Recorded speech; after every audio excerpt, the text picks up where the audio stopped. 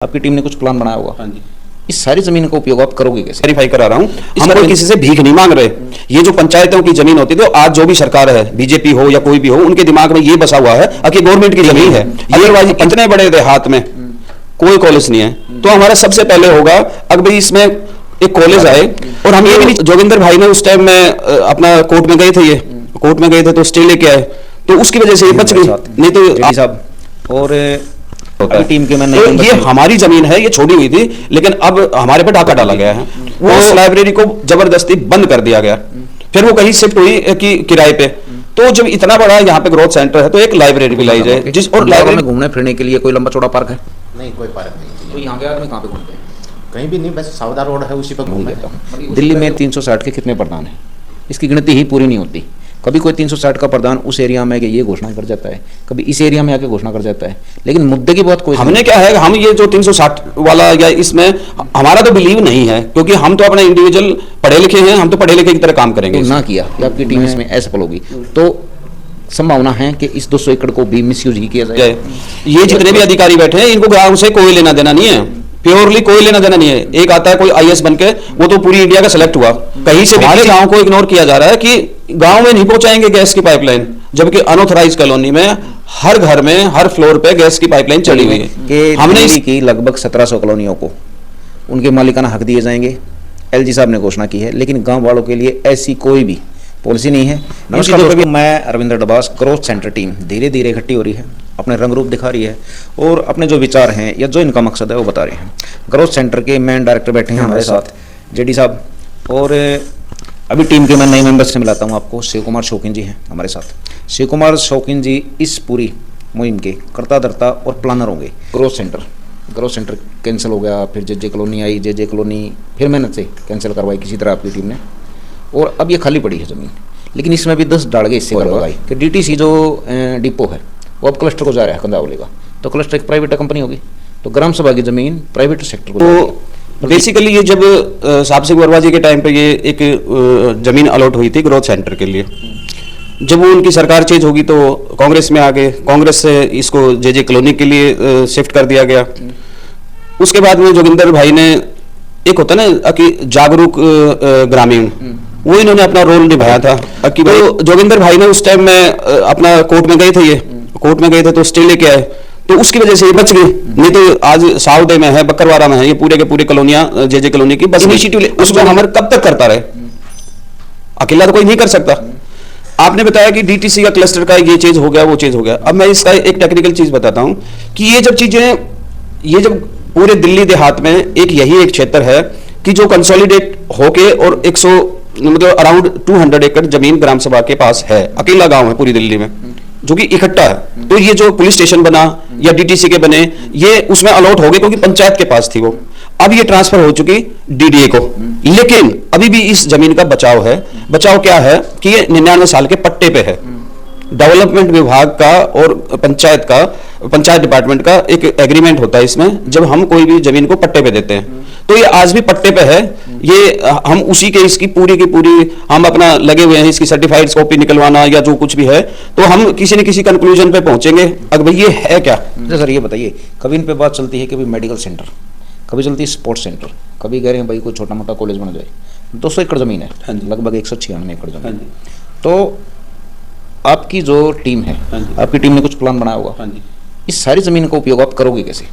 अब हमारा जो देहात है उसमें जो मैंने एरिया बताया, इसमें अब तक कोई भी एक परमानेंट कॉलेज नहीं है। 2 कॉलेज हैं सिर्फ इसमें। एक तो है कैर में, वो अस्थायी कॉलेज है, वो सिर्फ गर्ल्स के लिए है। उसमें जाके आज आप देखो तो शेल्टर में बना हुआ, उसका कोई परमानेंट स्ट्रक्चर नहीं है। एक है बवाना में, बवाना भी अभी पीछे हमने एक छोटी सी आपके माध्यम से एक लड़ाई लड़ी थी, वो जो कॉलेज है वो भी शिफ्ट होने वाला था रोहनी में, लेकिन हमने उसकी आवाज उठाई तो वो कॉलेज अभी बवाना में ही है। अदरवाइज इतने बड़े देहात में कोई कॉलेज नहीं है। तो हमारा सबसे पहले होगा अगर भाई इसमें एक कॉलेज आए। आपको हम ये है कि हमारे क्षेत्र में स्पोर्ट्समैन बहुत हैं और कैलिबर भी है। कई लोग तो इसलिए रह गए कि उनको फैसिलिटी नहीं मिल पाई, तो वो रह गए। वो आज भी आप देखो शाम के टाइम हमारे गांव के जो क्षेत्र है उसमें आप रोड पे निकलोगे तो दोनों तरफ से बच्चे भागते हुए मिलेंगे। अब रोड पे गाड़ियां भी आती है, एक्सीडेंट भी होते हैं, जब उनको परमानेंट कहीं नहीं मिलता तो बेचारे रोड पे भागेंगे। तो हमारा इसमें ये है कि कोई भी स्टेडियम आ जाए यहाँ पे और विद हॉस्टल फैसिलिटीज, हॉस्टल में रहे बच्चे और वहीं पे अपनी प्रैक्टिस करें। अगर ऐसा हो जाता है तो मैं तो ये कहता हूँ वो दिल्ली का भी नाम रोशन करेंगे और देश का भी नाम रोशन करेंगे। जो हमारे पास में जो बच्चे हैं, कुछ बच्चे होते हैं कि जो कि कॉलेज में जाके टॉप लेवल परफॉर्म नहीं कर पाते, ठीक है जी, तो उसमें क्या है कि हमारे बच्चों के लिए एक आईटीआई है। आईटीआई यहाँ पे इस क्षेत्र में भी कोई नहीं है, तो एक आईटीआई का एक कैंपस बन जाए जिसमें कि बच्चे स्किल्ड हो सके, उनको कोई भी जैसे उसका वेल्डिंग का काम है या कोई भी छोटे काम है वो सीख सके। तो हाँ जी, तो उससे क्या कम से कम वो अपने हाथ का जो हुनर होता है उसमें निपुण हो जाए। तो एक आईटीआई का है, क्योंकि तीसरी चीज है कि हमारे इस पूरे क्षेत्र में ना कोई लाइब्रेरी है। जो पहले नजफगढ़ में एक लाइब्रेरी होती थी, वो उस लाइब्रेरी को जबरदस्ती बंद कर दिया गया, फिर वो कहीं शिफ्ट हुई कि किराए पे।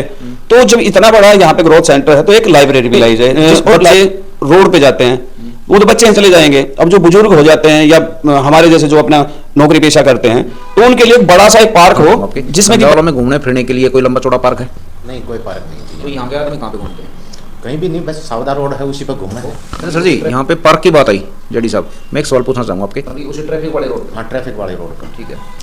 तो इसमें रविंदर जी इसमें एक बड़ा पार्क होगा, वो आज के लिए तो नहीं बन रहा ना, वो फ्यूचर के लिए बन रहा है। आने वाले करूँगा, यहाँ के कंजावला के आसपास मेडिकल सिस्टम बहुत कमजोर है। यहाँ के आदमियों को या तो रोहनी जाना पड़ता है या पूठ जाना पड़ता है। अगर कंजावला से इधर के किसी गांव में मेडिकल समस्या हो जाती है और उसको सरकारी हॉस्पिटल में जाना है तो 1 घंटा 1.5 घंटा मिनिमम है जी। तो 1-1.5 घंटा बहुत कीमती होता है उस टाइम। तो यहाँ पे कुछ मेडिकल सिस्टम की नहीं सोची आपने? हाँ है, हमारे नेक्स्ट पॉइंट में अभी आपसे वही बोलने वाला था कि हमारे यहाँ पे एक, मैं तो ये कहूँगा कि मेडिकल कॉलेज विद हॉस्पिटल, क्योंकि यूपी में जो यूपी सरकार अभी इतने जो कोई भी हॉस्पिटल नया बना रही है उसके साथ में मेडिकल कॉलेज दे रही है, क्योंकि उसमें मेडिकल कॉलेज में बच्चे भी पढ़ेंगे भी और हॉस्पिटल भी होगा। तो इस ग्रोथ सेंटर में मान लो 10 एकड़ में आ जाएगा, हमारे पास है जमीन, हमारे गांव की जमीन है। और रविंद्र जी मैं बीच में एक और चीज क्लैरिफाई करा रहा हूं, हम कोई किसी से भीख नहीं मांग रहे।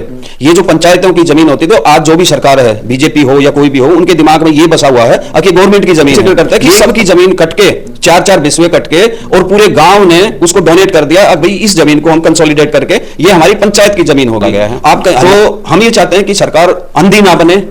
हम भी, ये जमीन है पूरी दिल्ली की दिल्ली 360 गांव से बनी हुई है। दिल्ली में 360 के कितने प्रधान हैं? इसकी गिनती ही पूरी नहीं होती।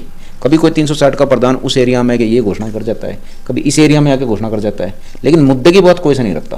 तो ये हमारी जमीन है, ये छोड़ी हुई थी, लेकिन अब हमारे पर डाका डाला गया है। ये हमारे समाज की कमजोरी है कि उनको प्रधान मानते हैं।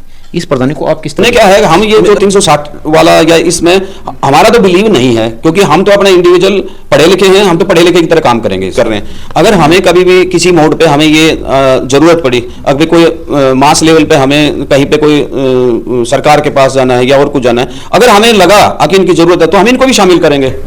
तो शिव कुमार जी, लिस्ट अभी आपकी आधी हुई है। हाँ जी। और 1 एकड़ 200 है। हाँ जी। तो अभी तो आप 100 एकड़ पे कवर करने पा रहे हो। हाँ जी। बाकी बताइए। हाँ, मैं बताता हूँ। तो कंझावला के लिए इसमें स्पेशली कुछ एकड़ अलॉट किए जाएं, वो इनके सामुदायिक केंद्र के लिए, जो कि अच्छे से गांव को रिप्रेजेंट होता था। तो इस क्षेत्र में भी एक एग्रीकल्चर सेंटर बन जाए पूसा की तर्ज पे, तो वो हर आदमी को, हमें भी फायदा है और पड़ोस वाले राज्य जैसे हरियाणा है उनको भी फायदा है। तो एग्रीकल्चर सेंटर यहाँ पे एक बनना चाहिए, जिससे कि मतलब कई किस्म के बीज होते हैं उनकी जानकारी देते हैं। इवन आप जो गार्डनिंग करते हो उसकी भी जानकारी देते हैं, फ्लावर्स की। तो एक एग्रीकल्चर सेंटर होना चाहिए यहाँ पर। लेकिन एक ऐसा वोकेशनल सेंटर बनाया जाए महिलाओं के लिए, जिसमें वो ट्रेनिंग पाके और अपना रोजगार अपने आप से क्रिएट कर सके, क्योंकि आज के दिन में सरकार भी उनको प्रोत्साहन दे रही है। देन एक अगला है कि इस पूरे क्षेत्र में एक पावर ग्रिड होनी चाहिए, क्योंकि पावर ग्रिड तो अभी तो ये जो पॉल्यूशन का जो एक वो उठा रखा है, तो आने वाले समय में अब दिल्ली जैसे जो ग्रो कर रही है उसमें तो पहले कुछ ही पावर ग्रिड्स थे। तो टू एंटीसिपेट दैट एक पावर ग्रिड, यहाँ पे पावर ग्रिड भी आ जाए तो इस पूरे क्षेत्र के लिए अनइंटरप्टेड पावर सप्लाई मिलेगी, मतलब बिना रुकावट इस क्षेत्र में पानी की समस्या आज से नहीं पहले से ही रही है। तो इस क्षेत्र में भी अगर एक वाटर ट्रीटमेंट प्लांट बन जाए, क्योंकि जमीन है यहाँ पे सफिशिएंट जमीन है, तो इस पूरे क्षेत्र के लिए एक वाटर ट्रीटमेंट प्लांट है, कुछ यूजीआर बन जाए तो वो पानी की समस्या भी जड़ से खत्म हो सकती है।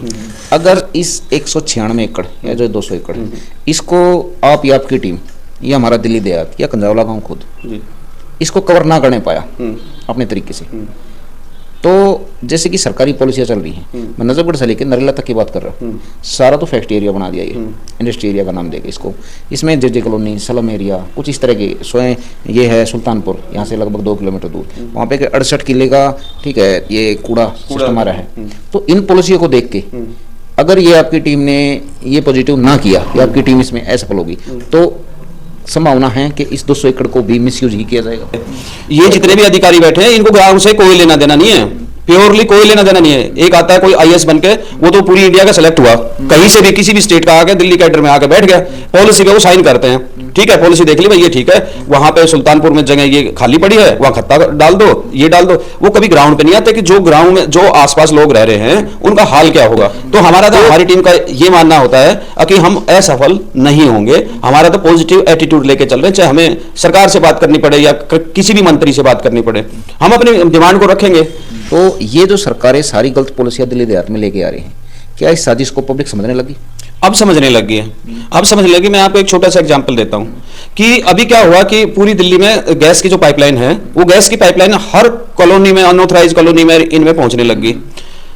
हम खुद सरप्राइज थे, we are being the owner of Delhi, हम उसके मालिक थे। कभी हमारे गांव को इग्नोर किया जा रहा है कि गांव में नहीं पहुंचाएंगे गैस की पाइपलाइन, जबकि अनऑथराइज कॉलोनी में हर घर में हर फ्लोर पे गैस की पाइपलाइन चढ़ी हुई है। हमने सिंपल सी बात है कि ग्राम सभा की जमीन पे कब्जा करके, और पहले सरकारी कब्जा होता है और उसके बाद प्राइवेट सेक्टर को दे दिया जाता है। सीधा सा पैटर्न है प्राइवेट सेक्टर को फायदा पहुंचाने का। ग्राम सभा की जमीन बिल्कुल कोड़ियों के भाव ली जा रही है, बिल्कुल फ्री में, बल्कि फ्री में क्या उसके साथ पैसा भी मिलता है बीडीओ का। बीडीओ के अधिकार छीन लिए गए हैं। अब एक और बखेड़ा हो गया दिल्ली में कि दिल्ली की लगभग 1700 कॉलोनियों को उनके मालिकाना हक दिए जाएंगे। एलजी साहब ने घोषणा की है, लेकिन गांव वालों के लिए ऐसी कोई भी पॉलिसी नहीं है। इन चीज़ों पे भी आगे बढ़ेंगे धीरे धीरे, समस्याएं बहुत हैं, लेकिन फिलहाल शिव कुमार और इनकी टीम ने, जेडी साहब है, इन्होंने ये मुद्दा उठाया है। इस मुद्दे में मेरे ख्याल से देहात की बहुत सी समस्याओं का हल है। देखते हैं मुद्दा कहाँ तक जाता है और कहाँ तक पब्लिक इसको समर्थन करती है। सफलता भी देखते हैं, असफलता भी। नमस्कार दोस्तों।